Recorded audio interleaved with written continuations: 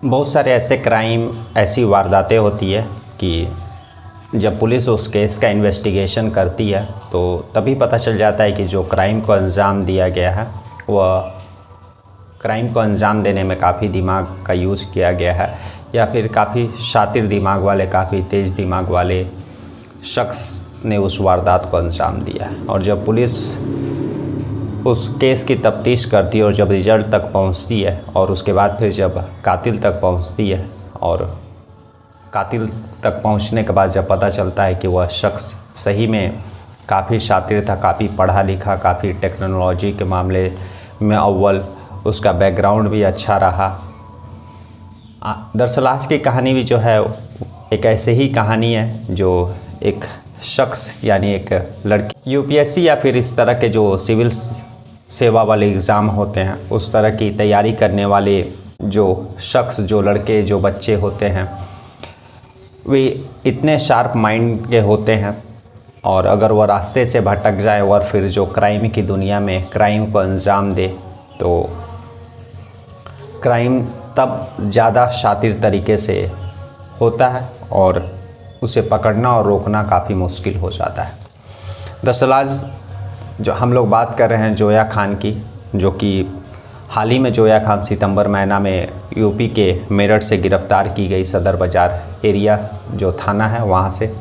और जब पुलिस ने उसको एक स्नूफिंग कॉल करके ठगी करने के मामले में उसको गिरफ़्तार किया। कॉल स्नूफिंग यह होता है कि अपना आइडेंटिटी आप छुपा करके सामने वाले शख्स को फ़ोन करते हैं और बाकायदा उसके मोबाइल में उसके जिस नाम से वो नंबर सेव करके रखता है वही नाम, वही शख्स का दिखाता है नंबर, लेकिन उस कॉल को कोई दूसरा शख्स जो है अपनी वॉइस को चेंज करके उसी की आवाज़ में बात करता है। उसको कॉल स्नूपिंग कहते हैं हम लोग। ऐसा ही मामला जो है यूपी के गौतम बुद्ध नगर का है। नोएडा में कुछ समय पहले एक घटना घटित हुआ था जिसमें एक शख्स का मौत हुआ था और जब मौत का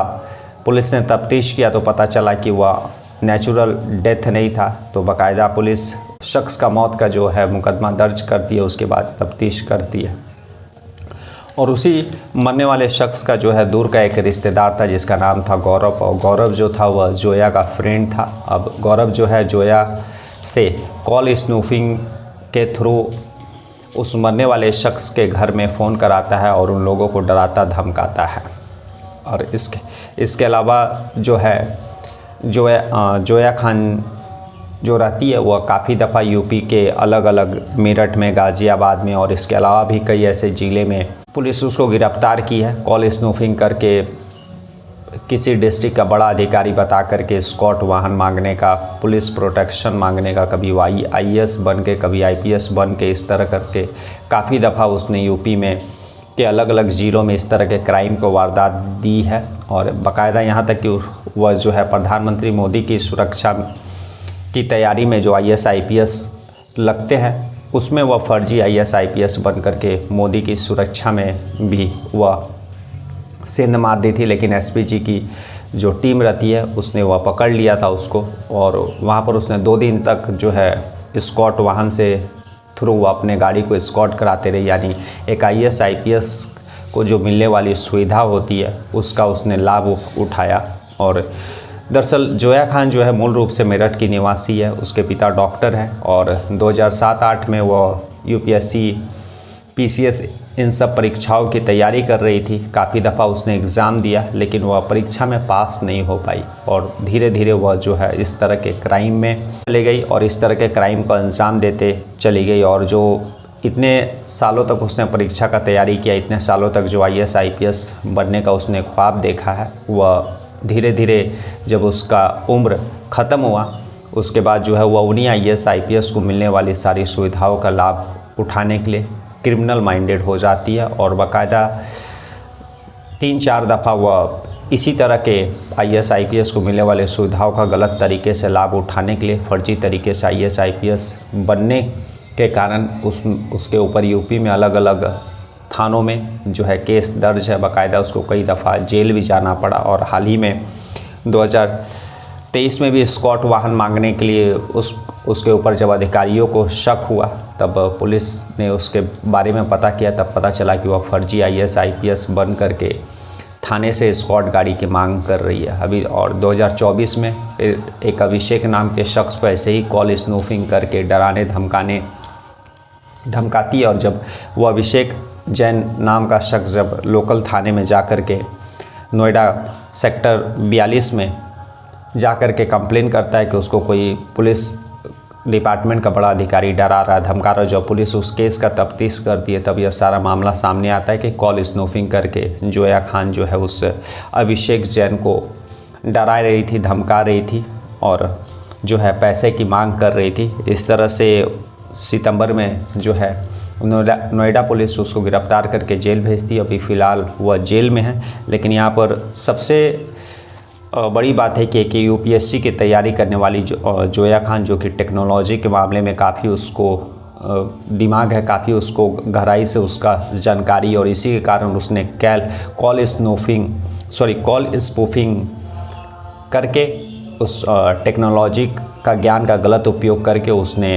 न केवल पुलिस अधिकारियों में अपना दबदबा गलत तरीके से बनाने में कामयाब होती है, बल्कि बाकायदा जो जनरल लोग रहते हैं उन लोगों के बीच भी कॉल स्पूफिंग करके वह डराती धमकाती है और गलत तरीके से जो है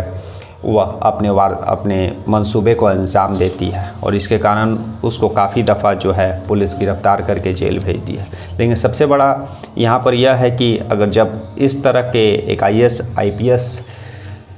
की तैयारी करने वाला शख्स जब इस तरह का क्राइम करता है, जब इस तरह से वो अपने जीवन में रास्ते से भटकता है, तो मुश्किलें समाज के लिए भी बढ़ती है। क्योंकि इस तरह से अगर जब वह क्राइम होता है तो समाज के लोग भी उससे प्रभावित होते हैं। और इस तरह के जो क्राइम जब शार्प माइंडेड लोगों के द्वारा किया जाता है तो उस तरह का क्राइम जो है काफ़ी दिमाग लगा कर किया जाता है, जो कि पुलिस को पकड़ना काफ़ी मुश्किल होता है और उसको रोकना भी काफ़ी मुश्किल होता है। तो आज की कहानी, आज का जो है जोया खान के बारे में बताने का उद्देश्य यही है कि जो कोई भी शख्स इस तरह का परीक्षा का तैयारी कर रहे हैं, उनको वह अपने उस परीक्षा में सफल हो या नहीं हो, उनको अपने रास्ते से भटकना नहीं चाहिए, क्राइम का रास्ता नहीं चुनना चाहिए, बल्कि दूसरे और भी रास्ते, अगर एक रास्ते बंद होते हैं तो बाकी और भी रास्ते हैं जिससे वो अपने करियर में आगे बढ़ सकते हैं। ना कि जो है जोया खान जैसा कॉल स्पूफिंग, अपने टेक्नोलॉजी के ज्ञान का गलत उपयोग करके एक क्रिमिनल बनने का या फिर अपने रास्ते से भटकने का। तो आशा करते हैं कि इस वीडियो से जो भी